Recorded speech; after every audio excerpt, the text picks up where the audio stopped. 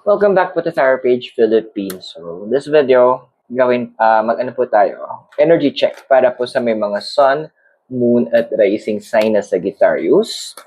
Gamit natin si Clue card. So, kung bago ka, subscribe, like, and share. Sagittarius, so your card is the Thunder. Alam mo yung tipong ano ba? Ano bang hinihintay mo? Bakit masyado mo binabox yung sarili mo? You have all the right para gumawa ng mga desisyon na yun. Sa'yo lahat ng karapatan para gumawa ng action. Bakit masyado kang nagpapa-apekto sa mga sinasabi ng ibang tao, making reaction nila? Pero at the end, alam mo yung tipong, alam mo naman yung gagawin mo eh. Alam mo yung tama. Alam mo yung makakabuti. Of course, andoon na since nasa Sagittarius, House of Philosophy ka, alam mo yung risk na gagawin mo at kalkulado mo na to. Andoon nga gumagawa ka na calculated risk action.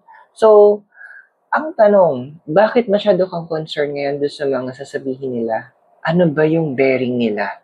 Hindi ba mas importante yung results sa tinatarget mo versus doon sa maramdaman nila? It's time for you to step up and be the thunder that you are meant to be.